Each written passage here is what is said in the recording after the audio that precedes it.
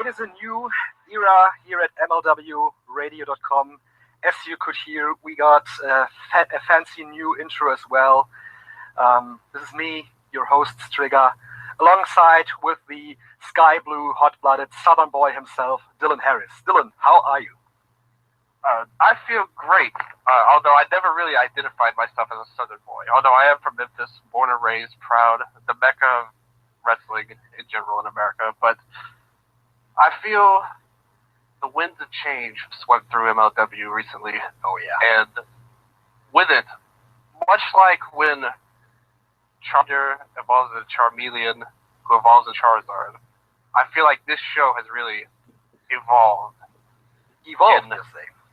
Yes. So both the intro as well as the content we're bringing, as it's always been good, especially since I came aboard. But now it's becoming great, I feel like, and I'm so excited for today's show, Stricker. Oh man, yeah, we got a bunch of topics to discuss this week. When we talked about our topics off the air, we already pushed back the Super J Cup. We are pretty much going to do a special episode on the Super J Cup and everything in New Japan because we have so many topics to get into. Just wanted to quickly say I was out yesterday night again watching the game Germany versus France. Well, didn't go so well for Germany.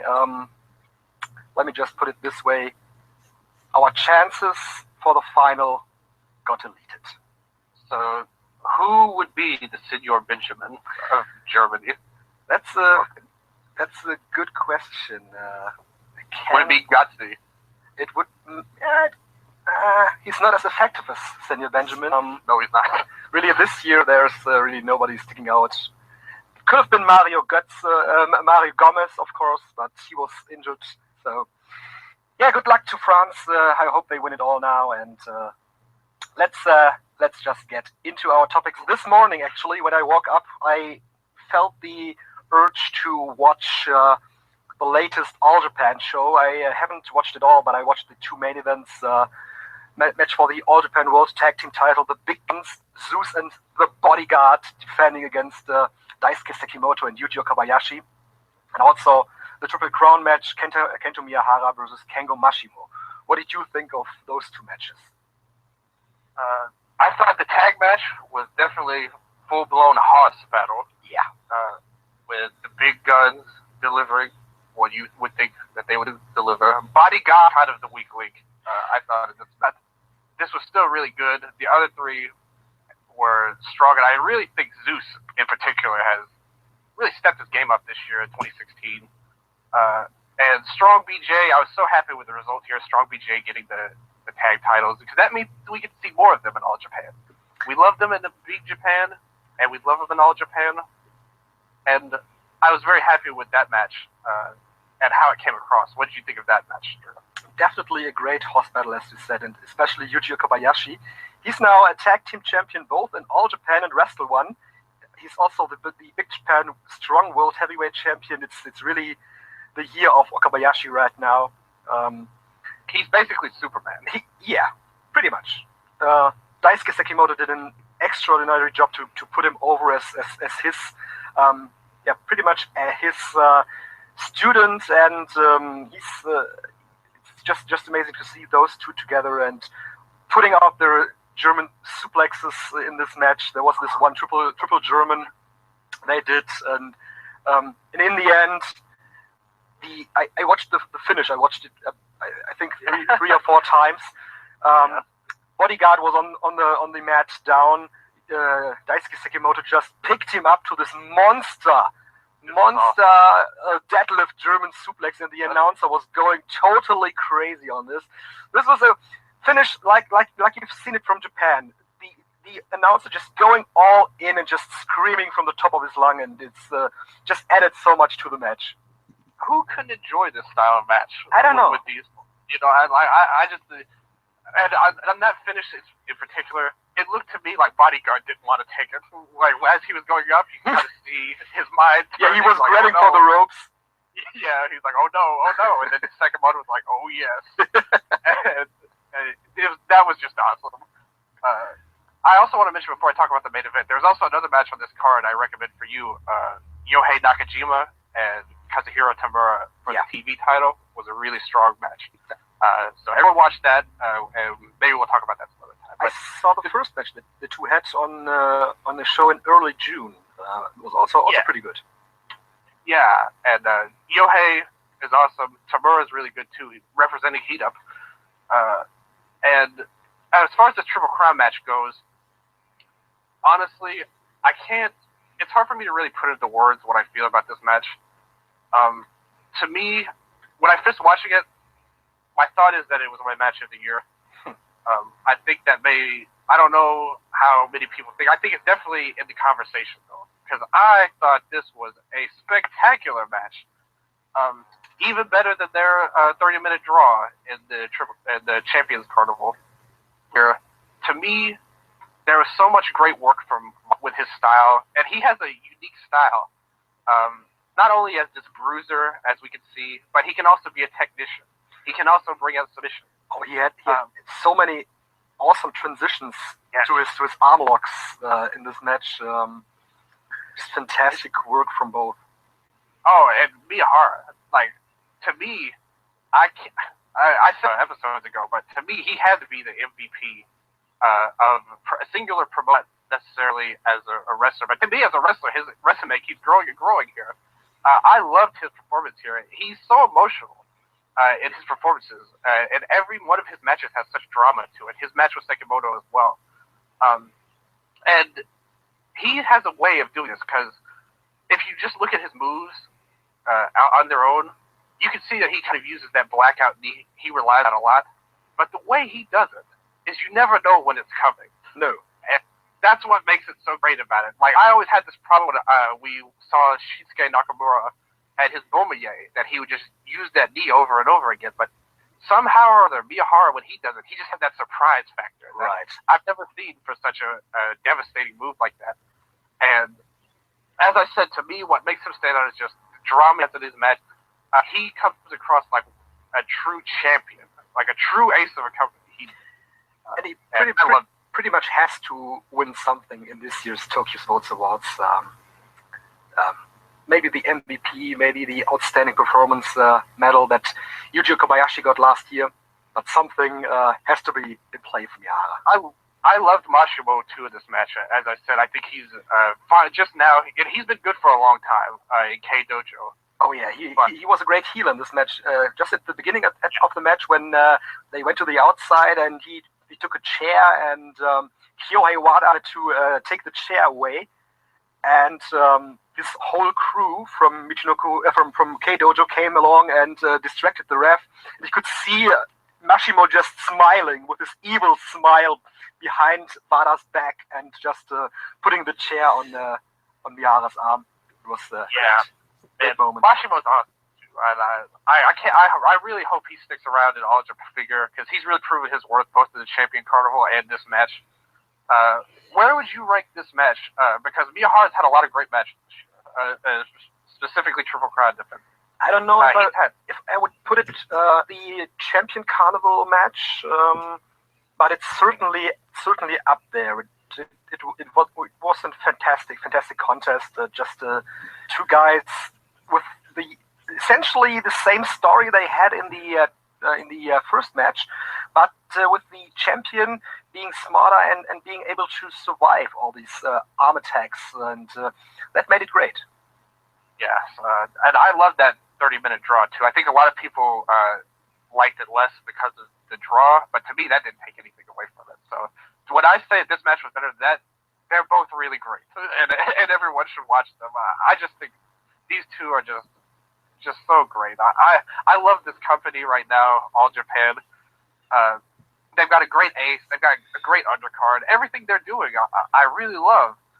And Miyahara is the leader of the clubhouse with that right now. Right now, yeah, he is. And we have Zuwama coming back. This next week. Actually, he's coming back, and business has been good for them recently. They have sold out house shows, and that's another reason I say Miyahara is the MVP, because if he does not have this this reign, and he does so good in a lot of ways. I think he's just, I don't know, there's no real way you could say specifically what it is, but he's just got something. And ever since that they put the title on him, things have considerably gone up. And they're not out of the woods yet, no, necessarily, but they're on the right track for the first time. And last year they weren't even, they weren't even close to this level last year. And Mihara specifically, I think they owe a lot to him, and because a lot of people thought that he wouldn't be able to handle it or he wasn't ready, but he really has caught on, and I love the guy. Yeah, we've talked about that numerous times. They aren't. All Japan still has a long way to go, but certainly on the right track right now. But as you said, they have their issues, money-wise, of course, and that's the reason why the guys that last week actually left Wrestle One haven't been seen on All Japan cards in July, but some of them are working Big Japan, some of them are working 01 as well. Their contracts, the contracts of Akira, Minoru Tanaka, Ryota Hama, Yasufumi Nakanoe, and Tajiri, they expired on June 30. And I heard some rumblings of that the day before, actually.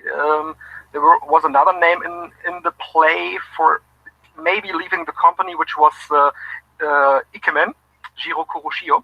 But he ended up staying and getting essentially a Muta-style gimmick, great Muta-style gimmick. But yeah, where do you see one, those five guys going, and two, Wrestle One going? I think Nakanoe should be in Big Japan feuding with Hideki Suzuki. Personally, he is actually. Yeah, I know, and he needs to stay that way. Yeah. But Akira, it's funny because all I've heard about him is that he's also like an actor type person on the side. Yeah, so he doesn't have to really wrestle if he doesn't want to. I don't really know what promotion he would even fit in, to be honest with you, outside of Wrestle One. I can really see him just slowly phasing out and just going to be an actor. And he also has this I don't know what the name of this promotion is. It escapes my mind right now. But there's this mix of arts and wrestling where they dress up really, really fancy in Japanese gear and in Japanese clothing styles and painted faces, and he has that going for him as well. But yeah, maybe wrestling could be done with wrestling, I can imagine. Yeah. For Minoru Tanaka, of course, his wife, Yumi Fukawa, she has cancer, which means for him to look after her, of course. Yeah. And I love Tanaka. He's an amazing worker still. Always one of my favorites in New Japan. Where he could go anywhere, because he's a person that almost the opposite, where he could fit in any company. Really, yes. I'd love to see him in 01, because Otani has his guys, Takaiwa, Kanemoto, all the guys from New Japan in the 90s, pretty much. I'd love to see him work there, and the schedule wouldn't be as ardent as other companies, but he could go anywhere as a freelancer, and I'd love to see him because I think he's really talented. Yeah, and one guy who already made his way to 01 is our man here, Ryota Hama. He's in the Fire Festival. Not on. He wasn't on the Wrestle One Grand Prix final card. And we're going to talk about the Fire Festival in a moment. But the fifth guy that left, he was already on a spot contract, which meant he was only paid for his appearances, was Tajiri. And Tajiri, of course, made his way back to WWE recently when they had this Cruiserweight deal. Could he be one of those veterans that are talked a lot about in recent weeks for the WWE roster split? Yeah, I think that's exactly what's going to happen with him. In terms of the Cruiserweight Classic thing, that also Kota Ibushi and Akira Tozawa are also involved in. I think he'll probably have a good run. He's not really a contender to win or anything like that, but he'll put some good matches. He has a lot a lot of people I've talked to have said he has a good mind too for wrestling. I think he has a lot to offer behind the scenes, and maybe he could come out again as a veteran type player, as you said. On NXT, they love giving these kinds of guys a couple of one shots just to throw him a bone, and he's still all right. He's a shell of what he once was, obviously, but he's still pretty good. I remember a match of his against Taka a couple of years ago, and that was really good. Oh man! Oh, I love that match so much. That was back in Wrestling New Classic. He had his old promotion. The promotion that he had after Smash. And then Tajiri went to Wrestle One with Ikemen, with Koji Doi, with Akira, with back then Ryan Fujiwara. Yeah. Maybe I'm missing one of them, but it's been a bumpy road for all of them. Basically leaving All Japan in 2013, I believe it was. Then going to Wrestle One, Tajiri closing his promotion, Wrestling New Classic, going to Wrestle One, and then all those guys leaving. And don't forget that also Masakatsu Funaki left last year. And on the last episode, as I'm on the name of Funaki right now, I mentioned him wrestling Atsushi Onita for the Blast King title in Osaka. And he is really doing this double shot of doing the death match in Osaka and then rushing over to Kobe to do the match for Dragon Gate, which is incredible. And here's what I think about that. It's a payday, you know. Like he gets paid for wrestling Onita's crazy promotion. And then he'll, the Dragon Gate spot probably won't be too taxing on him. I doubt they have him lined up for a 20-minute match or anything like that. No, I see them pretty much doing a UWF-style match in Dragon Gate, which is a nice change of things for a Dragon Gate show. But it's certainly a great day for one Masakatsu Funaki. The match he has with Onita is a three-way current blast bats and current blast board death match with three bats hanging from three corners, and in the one corner there is a exploding board of sorts, and it's going to be something. Oh, it will be a spectacle. Yeah, and on the topic of Wrestle One, they recently finished their Grand Prix, which was won by Manabu Soya in the final against Yuji Hino, which should be a great match. And now Manabu Soya is headlining Yokohama with Kai. Okay, first of all, before we even get into this, are you aware that Kai lost after winning the title to, I believe, Jiro? He lost actually to Busaiku. Yeah. Which is the evil character that looks astoundingly like Jiro Kuroshio.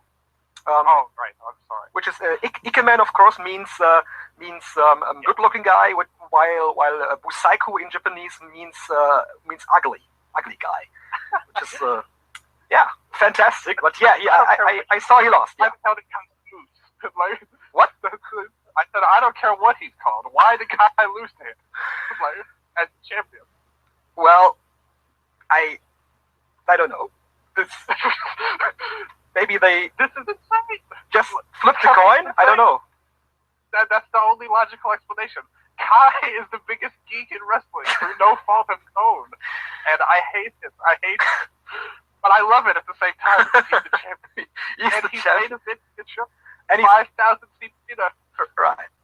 And he's also the new King of DDT tag team champion with his brother in arms, Ken Oka. Oh my God. Which is my new favorite tag team. Oh, mine too. I love Kai. So I wish he would. I wish he didn't have to deal with insanity of Wrestle One and his booking. But I am happy because despite losing everything, pretty much being the Goto of Wrestle One, he still is the champion somehow, and that warms my heart. And I do think he will defend the title successfully against Soya, and that's another problem. And Soya, he's a good wrestler. Soya is good. he's had a stay in All Japan, was liked there, and continued his run here. But those two on top in this at their biggest show of the year, I wonder if Shuji Kondo and the booking team in Wrestle One has taken some crazy pills when they laid this show out, because I just and really up and down this whole card, I don't know. I'm almost at a loss for words to even know what to say to comprehend all this. But they did bring in some pretty good stars, though. Oh yeah, this card is incredible. But the problem being that apparently both Shotaro Ashino and Jiro Kuroshio are injured. The card would actually be, it's not every match is official right now, but it would be like this: the Wrestle One Cruiserweight title, Kotaro Suzuki defending against Yusuke Kodama, who is returning from the USA. We have Hiroshi Yamato returning to the ring. Then a special 6-man tag match, which is incredible. Toru Owashi, Shuji Kondo, and Barada Yashi taking on Kaz Hayashi, Dick Togo, and the Great Sasuke. I love that they booked this match, because this does take some guts to put on the classic Impro versus the classic Tori Umon style. So I do think that will be an entertaining. A very entertaining spectacle. We know on big shows, if you're a fan of the Great Space War matches in Michinoku Pro, Sasuke is not afraid to give up his body for our entertainment. And he's also working the Big Japan show on the 24th. Sasuke, he has the heart of the warrior, the eye of the tiger, and I can't wait to see that match, the 6-man, as well as anything he does in Big Japan. I don't even need to know who he wrestles. Whoever he wrestles, I want to see him in Big Japan. He has a 6-man tag match with his Muno Tayo guys, with the Brahman brothers. Let me quickly search. It's the Great Sasuke, Brahman Shu, and Brahman K taking on Atsushi Maruyama, Shinobu, and Toshiyuki Sakuda. All three of those guys against Sasuke, to me, is a draw right away. I love those guys. And I love Sasuke, like I said. Doesn't matter his skill or what's left of him. Like I said, he will put it all on the line, and that alone deserves our respect and our admiration, in my opinion. Because in some ways, when you look at him, when you look at a lot of his matches, and I've looked at his entire career extensively, it really is amazing to me how he's as healthy as he is, able to walk the way he does. And I hope that he has fun doing this. That's really what I want most of this match in BJW or the Wrestle One. I hope he has fun. Exactly. That's what it's all about right now for the Great Sasuke. And as we talked about this tournament, this is pretty much going to be a tournament-heavy edition of the Eastern Lariat.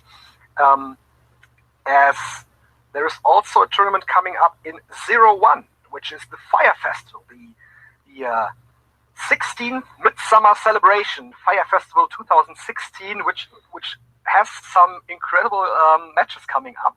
We have Shinjiro Otani, Masato Tanaka, Kamikaze, Kohei Sato, James Rai, Buffer, Shogun Okamoto, Ryota Hama, Yusaku Obata, and Fujita Junior Hayato. Dylan, it's gonna be Ryota Hama and Fujita Junior Hayato.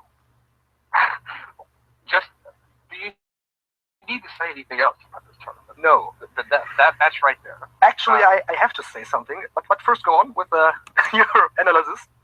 I was just going to say, the first thing that stood out to me when you posted the photo of this on Twitter, all the guys that were in the tournament, was look at what Fujita Junior Hayato is wearing.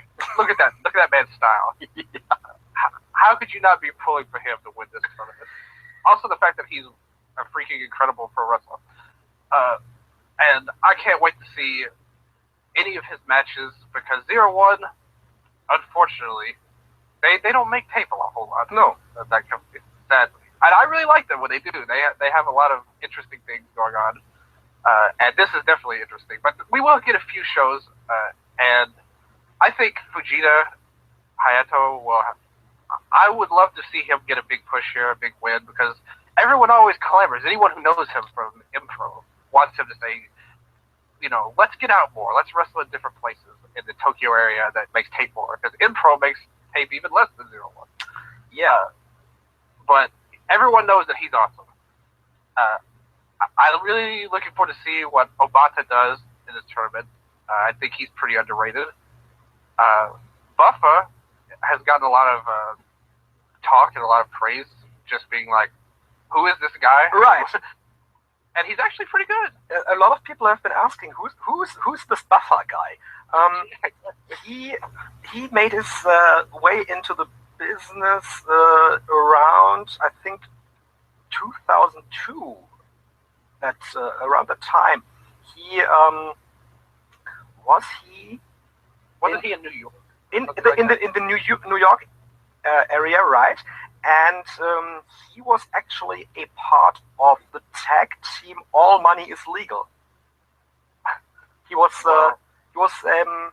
Chaos in that team. Yeah. And he has pretty much been all around the East Coast. He wrestled for example, for WXW on the East Coast, for CCW, for New York Wrestling Connection, for Jersey All Pro, for all those companies. And he then made his way to 01 and has become a regular for them. I think last year he has been over there for most of 2015 and 2016. And he has recently won the United National Heavyweight title. It's pretty much a mid-card title in 01. And he was going to be in the Fire Festival, but this morning I read that he has a cervical spine injury. Oh no! He suffered in training, and it's looking like he's not going to be in the tournament with this kind of injury. But he's going to. He really, the statement made on the 01 homepage was that he really wants to be in this tournament, and he's going to see another doctor and to maybe get a different kind of notice from his doctor, but certainly doesn't look like he's going to be in. Yeah, it's too bad. The best way I can describe him, if you've never seen him, he kind of like has a Jet Set Radio feature gimmick. Yeah, he comes out with a boom box sometimes. Like I said, he's a solid wrestler. We've only seen him a couple of times just because of 01's schedule, but he looks like someone with good potential, and hopefully he's okay. I really don't want to see somebody messing with a cervical spine injury or testing that too much. There's always next year, Buffa, if you got it. But if he's okay, I'd love to see what he brings to the table.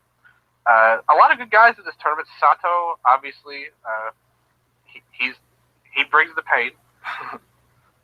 Otani is obviously always awesome. And all those guys, like I said, Obata is someone I think is really underrated. He is, yeah. I hope he's getting good showing in this tournament. Maybe even going to the finals or winning it this year, because they need to do something with him. What? Yeah, he pinned Sato a couple of times on the tour leading up. So I do think they have plans for him. And like I said, he's really underrated. I'd like to see either him or Hayato get a big finals push. I do think in the end that they have Raideen there. They like to go to him in these kind of spots. Sato is always reliable. But I'm going to go out on a limb, and I'm going to predict that Obata wins the Fire Festival this year. He gets the full push and challenges Sato for the title. I hope so. Yeah, me too. It would be something else. And among all those great matches in the tournament, which of course we are going to see again, a 01 Classic. This was actually the match that hooked me on 01. Shinjiro Otani versus Masato Tanaka in the I believe 2002 Fire Festival around that time. And I became a 01 fan, and sadly they don't make tape as often now, but a lot of nostalgia with 01 for sure. Yeah. And they have an amazing match coming up when they co-promote with Super Fireworks on the 18th of this month. A barbed wire current blast death match. Masato Tanaka, Shigusa Nagayo, and Go, a trainee from the Toryumon / Dragon Gate Dojo, versus Takuya Sugawara and Voodoo Mask. That sounds horrible. But I don't think I'll be tuning in for that one. But I just want to comment, just because I don't want to think about that match right now. Okay. I'm sorry, Chigusa Nagayo. Like, you're one of my favorite wrestlers ever. But no. I have a lot of nostalgia with 0-1 too. As I posted this one time with this long thing about how I started. My original favorite companies were 0-1 and Ice Ribbon, the Joshi promotion. And one of the matches that really made me love 0-1, and I always liked 0-1, but the match that I really relate to most is Akuda Hidaka and Daisuke Sekimoto from the New Year's Day show in 2011, which is very obscure. And then that got me going back, obviously, with the archives that are out there now. But I always root for 0-1. I think they're a great promotion to follow. Very easy to follow. Like I said, they're not on tape a whole lot. They're kind of an underdog promotion in a lot of ways, I think. But all the guys that they have are hardworking and kind of underrated. Like I said, Obata as well as Hidaka. And they bring in good talent from Big Japan as well as Fujita Hayato. So Hideki had a great run with them last year. So they're a promotion to watch if if you're someone who only watches New Japan and Noah or something like that. They're a good promotion to check out and follow because they have a lot of hardworking guys. Definitely. And as you're on the topic of hardworking guys, a guy who worked extremely hard in this year's King of DDT tournament, and in my eyes, being the MVP of this tournament was Shigehiro Irie. And Book Irie, right? Our good friends at Wrestling with Words, the Puro in the Rough podcast, they started the Book Irie hashtag on Twitter, and he's getting some bookings in the USA right now, and I'm happy for him that he's going to get some new experience in the US. And what did you think about his performance in the King of DDT tournament? I really loved his match. I didn't watch every match of this tournament up and down, but I did see his match versus Ishikawa, and man, just like, to me, Irie, when you look at him, is just so. He's got such a unique look, first of all, with the hair, with his size, and obviously in DDT, he's kind of the guy that's always stood out to me, as well as in his tag team. For some reason, I'm blanking on the name of his tag team. Help me out with that one. The Team Drift. Yeah, with Ishii. And to me, this match with Ishikawa was just a straight power battle with these two. And to me, I can't wait to see what he does in America. I've seen a lot of reports that he's just going to be here for a while in America. We don't know where he's going to go. A lot of rumors are that he'll be on the West Coast. And that leads to all sort of speculation that I don't even want to get into about, because it'll just lead to discipline. Well, I knew for a while that he was learning English, and I figured I didn't know the reason why he was learning English, but I figured either he would be in the Cruiserweight Classic, but he's too heavy for the Cruiserweight Classic, or he would go to an excursion to the USA, which he's doing right now, and I hope he's doing well. He's a incredibly sweet guy. I know he looks up his name on Twitter, and he sometimes gets really sad about what some people write about him when they say that he's not used well in DDT, and then he just gets sad and just considers DDT a great home for himself, and they really made it. I can't wait to go back to watch the match versus Higuchi. Oh yeah, the match with Higuchi. Again, Higuchi is a standout trainee from the DDT dojo. That was a good match as well. I wouldn't put it up there with right with the match versus Ishikawa. Was very similar, of course, as Ishikawa and Higuchi are both big guys, but just the amount of punishment that Irie suffered in this match against Ishikawa was just incredible. Ishikawa just managed to cut off every bit of offense that Irie had going for him in this match, and he just wanted Irie to win so badly. And after he then lost to this running knee, which is an amazing finisher as well, as we're talking about the knee strike that that Miyahara does.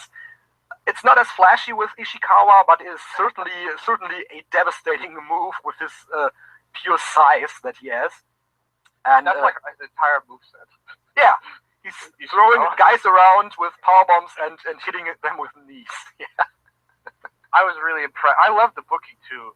Of the match that we had, it was kind of like we had two power guys with Ishikawa and Iri, and in the other semifinal we had Endo and Harashima, which are also kind of similar guys. So I loved that they had like two pairs of similar types go at it. Then we had the finals with Ishikawa and Endo, which I thought was really great. Yeah, was maybe the best performance that Tetsuya Endo ever had.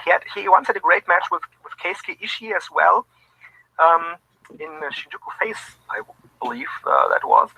But certainly, again, a similar type of match with Endo being much shorter than Ishikawa, of course, and fighting against this giant. And this amazing moment when Tetsuya Endo just gave him the torture rack bomb. That was incredible. Oh yes, the Tower Hacker bomb. Like that was really great. And also leading up to that there was a moment where Endo went for a Pele kick, but Ishikawa just caught him and set it up really good into the Fire of Thunder. But Endo slipped out and ended up hitting the sliding D, which I thought was a great moment. And then, as you said, it built up to a big suplex, which was really impressive and cool. And then he hit the Tower Hacker bomb, which I thought was awesome. There was such a great dynamic of this match. As you said, Endo showed great heart. And there was a great moment, too. I thought the moment of this match, arguably, was Ishikawa had Endo up for the Splash Mountain, and Endo did a perfect counter into a Rana, which, it felt like the entire arena thought would be the finish. And it really is a credit to Ishikawa that Endo came across so believable winning this match. And those moments, as well as his Sky Twister press, that the entire crowd popped for, I thought both men did a strong job in their roles. And Ishikawa, he's just a destroyer. Like you said, his moves aren't always as flashy as others, but he has so much power in all of them. And I just love Ishikawa. I think he's another guy that's just had a really great year, up and down. Every time I see him, I love seeing this guy on IndyCar. Yeah, and now Shuji Ishikawa is going to headline the big Sumo Hall show for DDT, I believe on the 28th of August, against the champion right now, Konosuke Takeshita. What do you make of Takeshita's run so far as the champion? Takeshita, well, to me, I think that they had a great thing going with Daisuke Sasaki when he had his kind of flash win, the Money in the Bank or whatever type deal. The contract you can cash anywhere, anytime. They quickly explaining this concept. This is not similar to Money in the Bank, but they give out, I think, around 5 of those contracts. The wrestlers that have the contract are wearing somewhat of a bracelet at on their arms, and they defend this contract every time in every match. And if someone pins one of the guys holding these any time contracts, they win it for themselves, and they can cash it in at any time. And for example, you can say right now, like Daisuke Sasaki did with pinning Harashima for the KOD Openweight title, or you can just say, I'll cash it in on July 3rd, like Yuko Miyamoto did with Konosuke Takeshita. Yeah, I did see that match. I thought it was a solid match. Him versus Sasaki was okay. I didn't think it was a great match, to be honest with you. His match versus Sasaki, I thought the Miyamoto match was slightly a level above. But I kind of hope Ishikawa wins because he's amazing. But, Takeshita, he's fine. He has a, in terms of DDT, he's not one of my guys. Let's just say I love Higuchi. I love Ishikawa. I love Kazuki Hirata. Harashima's a great ace. Irie, as you said. But, Takeshita, he's fine. I don't. He's not someone I love or anything like that, though. The issue with Takeshita is they are really pushing him so hard. He's only been wrestling for 3 years now. And they are somewhat positioning him as this high school good-looking guy with this baseball jacket and all this stuff he has going for him. Yeah. But I really don't think that he is at the level they are pushing him right now. He is certainly very good, and he had some buzz around him when he made his debut, and he had a match with Tanahashi. A lot of people were figuring that he might go to New Japan, but he's still in DDT right now on top. I think he needs a couple of more years to really figure out what his style is, what he brings to the table in wrestling. I thought he had a really great match versus Kodaka earlier this year. Oh yeah, amazing match. Yeah. Yeah. That to me was where he stood out. But as champion, this run he's got, it's still short, it's still young in the title reign. But I haven't been overly impressed with his matches.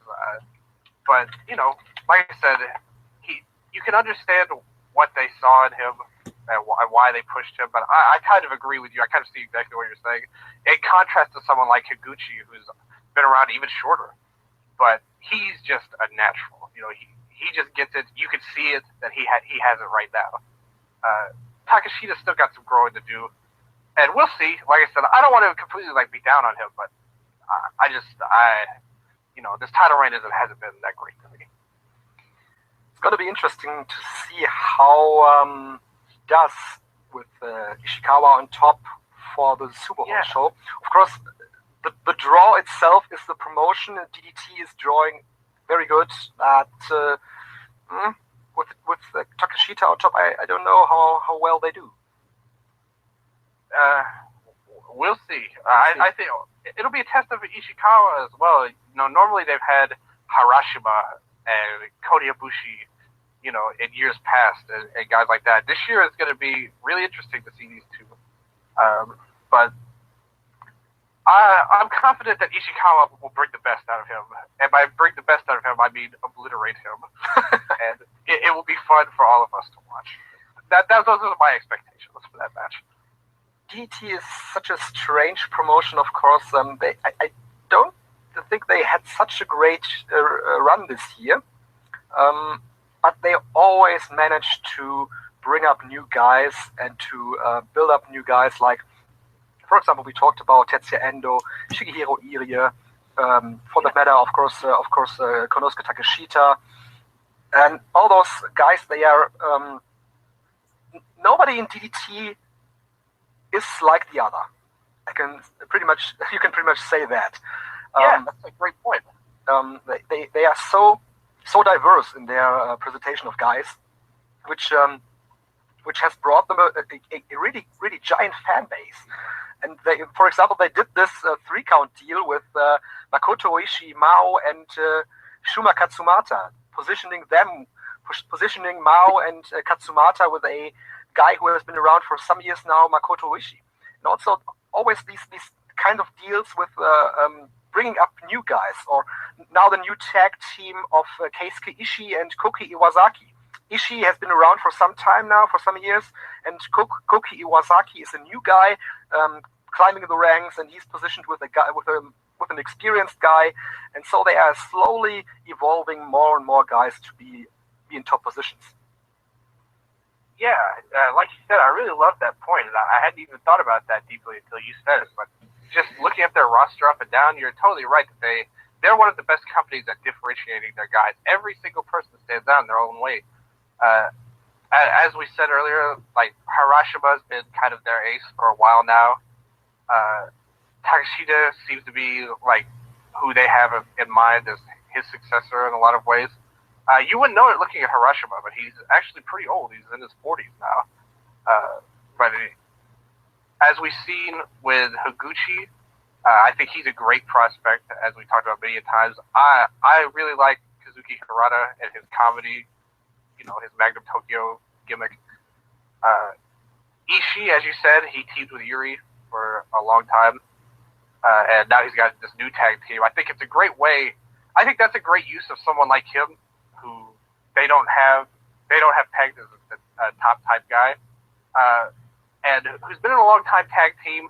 They broke up the tag team. It's time for something new, and they give him a new guy that he can help. He can actually be a positive influence in this company, rather than just languishing, as some other companies would just have him languishing in the mid card and not really doing anything of note. Yeah. Even if he's not doing anything of note, on the surface, it still means something to help him along. So, I think you're totally right. DDT is a well put together company up and down. Yeah, Sanshiro Takagi has been doing a great job with his company, with all the crazy stuff that has been happening in DDT for years now. I believe a lot of guys are listening, and hopefully we have also girls listening, but I'm not sure of that. Evidence says we don't. Strong tips that we don't. But a lot of listeners have, I believe, seen a final deletion this week with the Hardy Boys going all out, going all crazy. And DDT has done similar things in recent years, just positioning themselves as a company that doesn't take wrestling too seriously, and going for those DDT campground shows they have been doing with Kota Ibushi firing fireworks or doing a moonsault off a bridge, or Sanshiro Takagi doing a shoulder block against a running car, and all that crazy stuff. Who can forget the time Kota Ibushi spent 1 hour going through an apartment of wrestlers? One of my favorite clips. Yeah. So if you can find that, check it out, listeners, because it's awesome. Definitely. But yeah, as we were talking about DDT and their positioning of guys, another company who's doing an excellent job with positioning their guys and building up new talent is, of course, Dragon Gate. And I've been going through the King of Gate tournament this week, watching a lot of matches from this year's tournament. And as I said, with Irie standing out for DDT, for the King of Gate, I really had Akira Tosawa, Eita, and Big R Shimizu standing out. I think you've seen more of this than I have, but I was just going to say Big R was my favorite guy in this tournament, really by far. I thought him and Yamato both were kind of my top two. To me, I watched the very last show of this with the two semifinals and the finals. And I really liked how they set up the show in the opening, where they showed the contenders, the four semifinals. They showed them sitting by themselves in in this hallway, or what it is. Each guy was sitting by themselves, pretty much, in like an empty room. And I really thought, to me, first of all, I thought the final well over-delivered. Like I said, just give everyone some of your thoughts on some of the earlier tournament matches, and I'll jump in the semifinals. Yeah, I'm just looking at some of the earlier matches. This was a really, really long tournament. It started in early May and went through June 12th. And on the first day of this tournament, actually, just let me quickly get my stuff together here. There was a great match between Akira Tosawa and Shima on the first day of the tournament. Then we had on the second day of the tournament, that was actually a live airing on Nico Nico. I saw that show live with Akira Tosawa versus Eita. And they had this match again for the, I don't know if you saw that on the final show. They had this match again at the final, the second to last show for the Block B division, for the Block B decision match between Tosawa and Eita. And they have really, really great chemistry together. On the second day of the King of Gate tournament, this was a time limit draw between Tosawa and Eita, and that led to the second to last day, them being at the same level of points, and then having another match, which was again awesome and had some of the elements of the first match they did. And what this tournament has really shown is, of course, Dragon Gate is known for their crazy 6-man tag team matches, which Dragon Gate has been known for delivering on these Ring of Honor shows a couple of years back. Yeah, but when you've seen some of those tournament matches from the King of Gate, if you just give them time, and let them do their stuff, there are really, really good singles performers as well, if they just don't go too long. Yeah. And one thing I really realized throughout this tournament is that Akira Tosawa is one of the most exciting finishing stretch guys in wrestling. I thought that I really liked his match with Eita, as you said. I did see that Block B decision match. It went about 15 minutes or so, I would say, give or take. I thought they put on a great match. Minutes, Yeah. And it didn't feel a second over long or anything like that. I really enjoyed Big R versus Mochizuki. Big R, to me, as I said, was, to me, the standout guy of this tournament. And I thought his run really built up well into the finals. He's a totally different guy stylistically from much of the DG roster. He's kind of like I said, one Haas wrestler type person, big powerhouse. He's got a mohawk. He's a lot like Tank Nagai from K-Dojo, actually. Yeah. That's a great comparison. Almost kind of like Ryback as well. Yeah. But I thought him and Mochizuki was awesome, and I really loved. The last time we talked about Dragon Gate, it was a few months ago, but I said I really loved the Dia Hearts faction. I'm not a huge Dragon Gate fan stylistically, but they had like all the guys I liked: BB Hulk, Mochizuki, Big R, and they had a great match together as I expected. Big R and Mochizuki. Then we had Yamato versus Tozawa, which I believe was like the main event of that second to last show. Right. Was Yamato and Tozawa.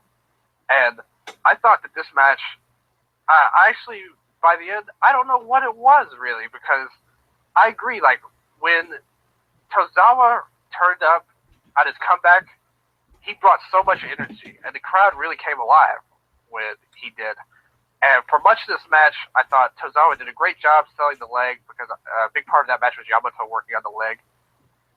Also, before I get to the finishing stretch, I really loved Yamato's I Am Justice type on the back of his gear.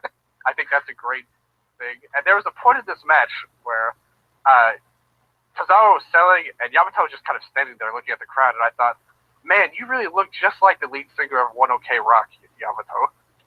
And I just kind of got lost for a second. But as this match went on, there was a part of this match where I thought it really peaked, which was Tozawa doing the German suplex into the turnbuckles on Yamato, which was just an incredible looking spot, very dangerous. But then it just seemed like things just kind of turned into things I don't like about Dragon Gate. And I have to say, I kind of soured on this because it felt to me like Tozawa had spent this whole time selling the leg, all this leg work, and he just kind of blew it all off here. And I don't know what it was. It just kind of cooled me down, and I thought this match did go a little long. It did go 19 minutes almost, and that's maybe we talked about this when we talked about Okada versus Naito from Dominion, which went almost 30 minutes. Just cut a few minutes off, and then you'll have a much more exciting match. I did think though that the commentary here was really great. Lots of passion from the commentary team, and that's something I've never really noticed from Dragon Gate. But they brought it in both of these, and pretty much all of the last couple of matches of this tournament. And the Galleria finish setup where Tozawa was running around and Yamato Kata was spun around. I thought it was really cool, and it really made Tozawa look great kicking out of that. And just that extra touch of adding the second Galleria really made Tozawa look great. And that's kind of his role in this company for a while, is a bit of an underdog type player and big fan favorite. And Yamato's just adjusting to his role as kind of the babyface, obviously part of the Tribe Vanguard now. And I thought, like I said, as a match, there were some gripes with it, but I thought it did well for the Dragon Gate audience and putting both guys in their role. What did you think about that match, as well as the final match with Yamato and Big R? Because I have some take on this match. About Yamato and Tosawa? Yes. They're pretty much the same as you do. I'm really not too much into this kicking out of finishers to create drama for a match, because you can pretty much do it with a second finisher the guy has, which is not as effective as the first finisher he has in the air. He then has to go to his really big move to really finish the match. But really feel pretty much the same about this match. But before we go to the finals, I just want to, as we were talking about DDT and their positioning of guys, on this particular show, the second to last show, they did this match, the Block B decision match between Tosawa and Eita, and right after that, they had the three other guys coming out, and they were presenting the four semifinalists inside the ring, and they all had to pick balls from a box, and they pretty much they then drew the semifinals, and I just hope that this was a shoot, and but also Dragon Gate really has all those stables, all those flashy guys, and much like DDT, they also position their guys.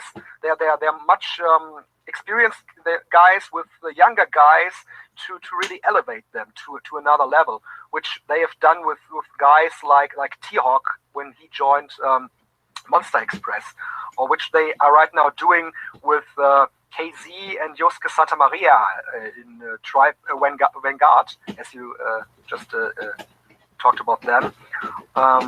They're really well put together groups of guys feuding with each other, and much like DDT 2, Dragon Gate has a lot of female fans.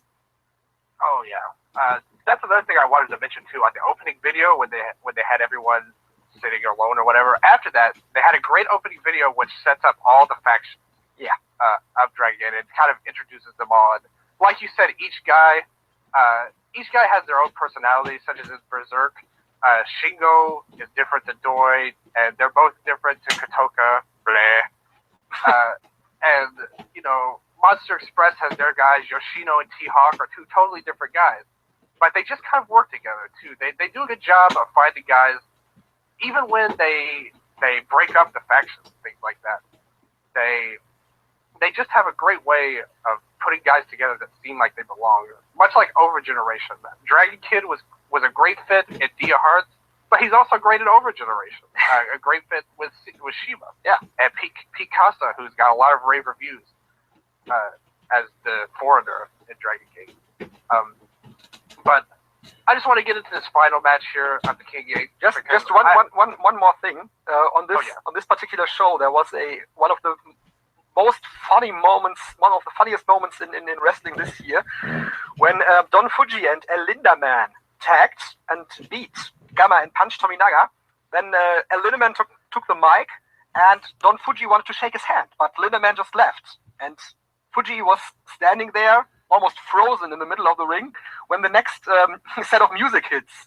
And Yoshino and T-Hawk come out, and then Kagetora and Suzumu come out, and suddenly Don Fuji realizes, oh, I have to leave the ring. Of course, I'm gone. Don Fuji's awesome. Yeah. Who doesn't love him? Just like the strong BJ, who doesn't love Don Fuji? Even if you don't like Dragon Gate, you have to like Don Fuji. Right. But the final match. Yamato defeated Big R Shimizu in 24-15. And this really plays to the kind of issue I have with big Dragon Gate matches, as the middle part of this match I thought was really dragging. Because they just, it seemed to me they were just stalling for time for some minutes, as they figured, okay, this is the final, this has to go long. And it didn't go as long as some Dragon Gate main events, but still 24 minutes was very long. But what I loved about this match, when we we're just talking about all this leg work that ended up to pretty much be non-existent in the finish of Tosawa versus Yamato. In this match, they really pulled it through. Yes, I was just gonna say. And I love that they really finished the match with the cross arm breaker in the end. It was so good. Like I said, I really enjoyed this match. There is something to be said for that. The middle drag. You're absolutely right on that. But I did think that they really pulled it together. As you said, everything kind of played into the finish, and that arm work never went away on Big R. Here. We've seen him go for the choke slam a couple of times, and both times Yamato pulled out a great counter. At one point, he did a great step-up flying armbar, and that did something. There's a really awesome sequence where Big R had a powerbomb, but Yamato countered it into a Hurricane Rana, but then Big R rolled through into another powerbomb, and his powerbomb here, it was a release powerbomb. It just looked incredibly beautiful. His sit-out powerbomb is something else. Big R, sit-out good too. Yeah. And he isn't necessarily the biggest guy, I believe, as most Dragon Gate guys are not. He's 5'9". But he has this incredible gimmick of, and also his finish is positioned to be really, really deadly, as he has this elevated running choke slam, basically, which is the shot put slam. Yeah, really cool move. Really cool move, and I think he's really one of those guys who is the future for this company. The issue I sometimes have with Dragon Gate fans is that there are a lot of guys who are elevated, and a lot of guys they catch fire, but somehow seems that the Dragon Gate audience then drops them. I think we have talked about this on the episode we talked about Dragon Gate. Yeah, we had that conclusion, and I totally agree with it still. I was actually reading some comments, and they were saying Big R is just now getting it, and I was like, but he's really good. Yeah. I thought this one Yamato was great too, but I thought Big R totally carried himself so well in this match. In his role, he plays a perfect role for this company. Another part I want to mention just before the finish of this, Yamato hit this fireman's carry into the Galleria, and the announcer again put in so much passion. I thought that added so much to this match was the commentary. And Big R had this moment where he just hit like a bunch of German suplexes in a row. It was totally reminiscent of Swexy here, and I thought it looked devastating. His moves look great. As you said, he's not the biggest guy in the grand scheme of things, but in Dragon Gate, he comes across as a total monster. And the finish, he counted the shot put slam into a flying bar, Yamato did. I thought this looked great. Yeah. As I said, I really enjoyed this match, and I thought that was a worthy final. And I'm not a huge Dragon Gate fan, but this was a legit match. Like I thought. It really was, and this of course sets up the main event for the Kobe Pro Wrestling Festival, as right after the final, for another great visual of things that Dragon Gate just puts out. Yeah. The champion Shingo Takagi comes to the ring, and they just face off in the ring, and Takagi is about to leave, and Yamato says something to him, and he gets so angry and just lariats Yamato to the ground. And Shingo's a great champion. He is. Not just as a wrestler, but just as a champion. Like I mentioned earlier with Miyahara, he's just got something as champion right now. This, dick heel that he's really stumbled upon for a long time. He never really was able to connect as his, babyface Shingo Takagi. So, but ever since this run with Berserk, he's really just been a strong champion. He's going to bring a lot of power to this match against Yamato. And this is really what they were setting up in that cage match when Doi turned on Yamato, and we saw the formation of the Tribe Vanguard. And this is what I thought would happen when we talked about it on that show. And it's coming to pass on I'm looking forward to that match. Like I said, I would definitely be checking that match out when it happens at Kobe World. Yeah, it's Kobe World. We have some matches for the show that's going to be in the Kobe World Hall. It's the big Dragon Gate show of the year, where they have essentially their biggest matches. Some matches are known right now. We talked about the main event. We talked about Masakatsu Funaki on that show as well. He has a special tag match with Don Fuji against Masaki Mochizuki and Yoshiaki Fujiwara. We have the Brave Gate title match, Yosuke Santa Maria defending against Eita.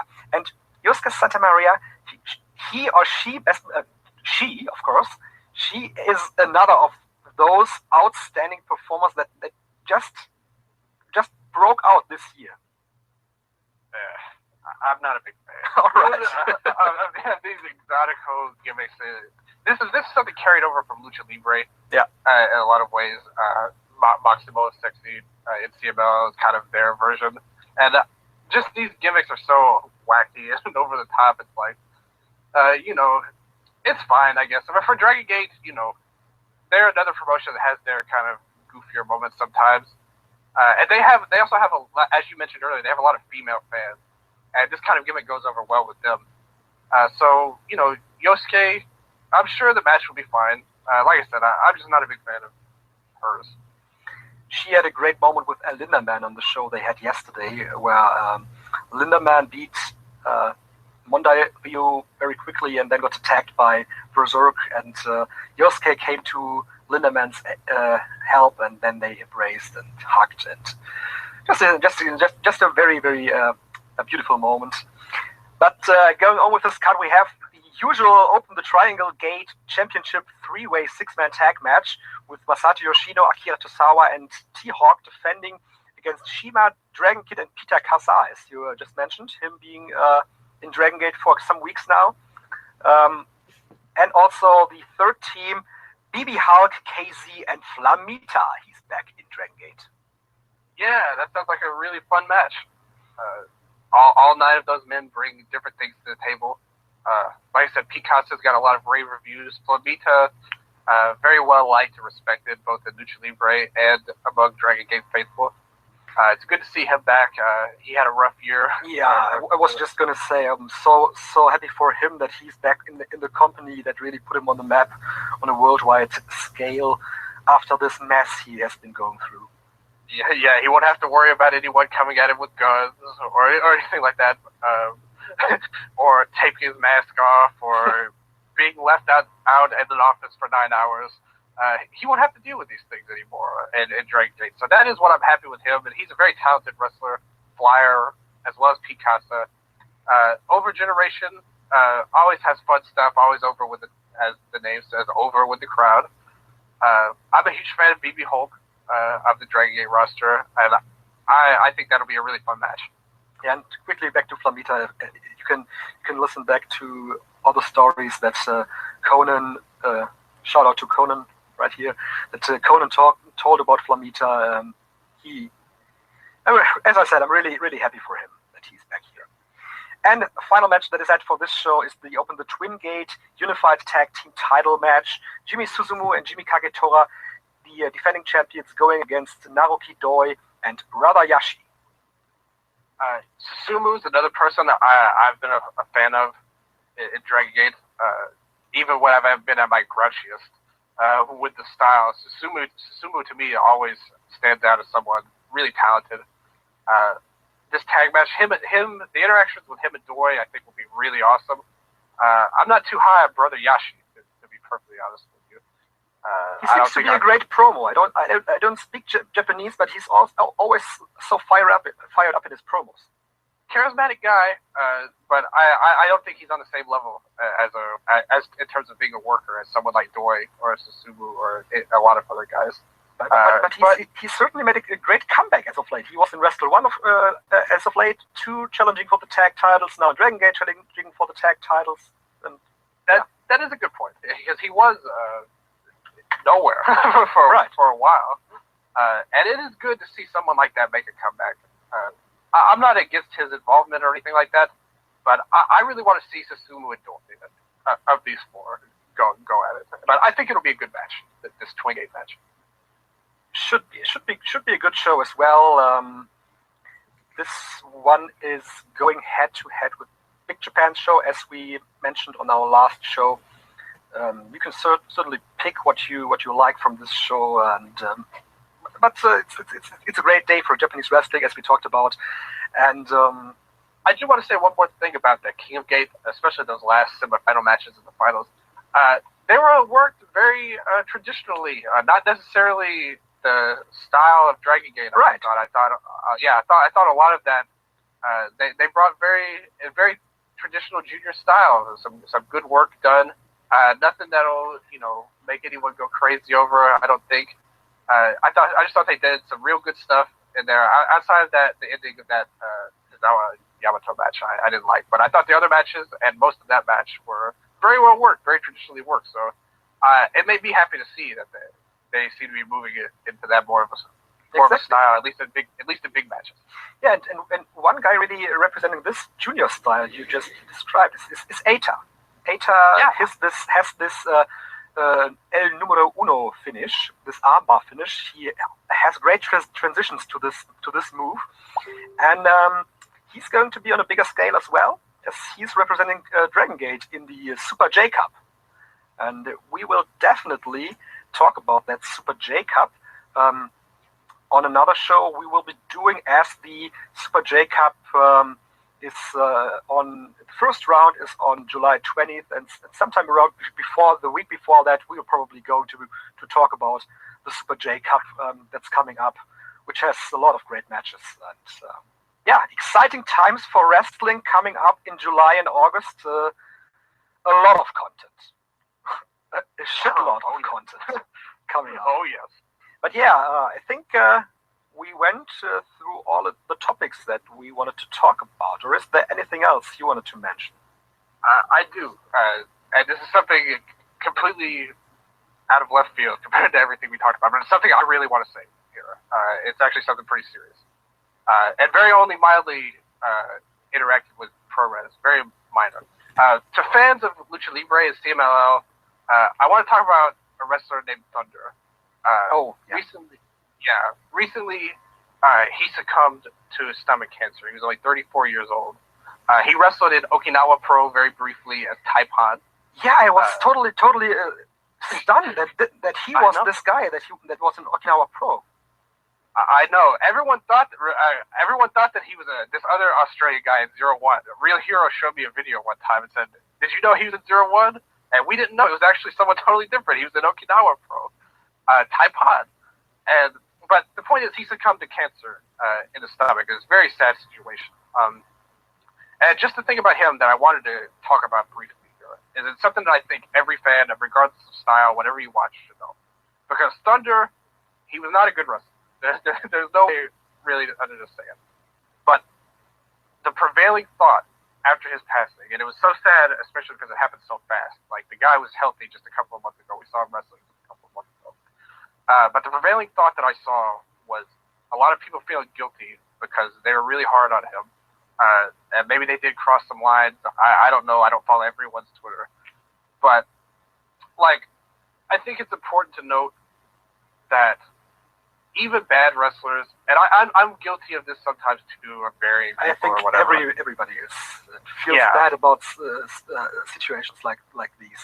Yeah, exactly. But I do want to say that don't feel too guilty just for saying someone's, calling out someone who performs badly. My point on him was always that he was super green, and I thought it was more the company's fault for pushing him so far up when he wasn't ready, and it was laying him out to dry, and he really became a punching bag in Lucha Libre circles.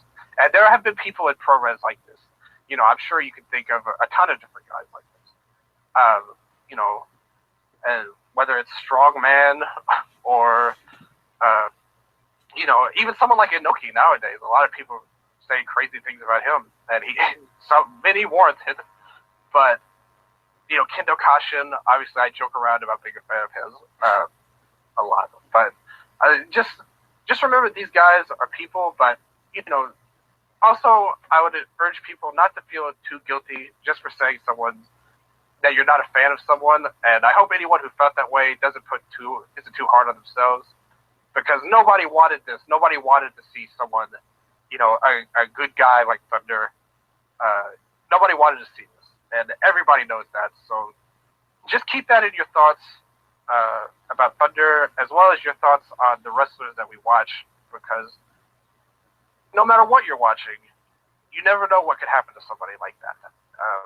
And it really struck me, and Thunder was obviously someone I was never a fan of personally, but it just kind of struck me the way it all happened, and it kind of brought everyone in Lucha Libre together like that. So just keep that in mind. Lucha Libre, American Wrestling Pro Res, just keep that in mind. That's a great closing point. I really, really think those incidents really bring wrestling fans closer together. I hope fans on a worldwide scale keep getting closer together. It's been an amazing time for me. I think for you as well to be connected with all those guys worldwide. Just being able to say I'm going to London this weekend and meeting guys from all over Europe, friends from all over Europe. It's just wrestling is so precious just to all their fans. And I briefly mentioned Final Deletion here on this show, and it was really incredible how well received this piece of art was, and how it's really.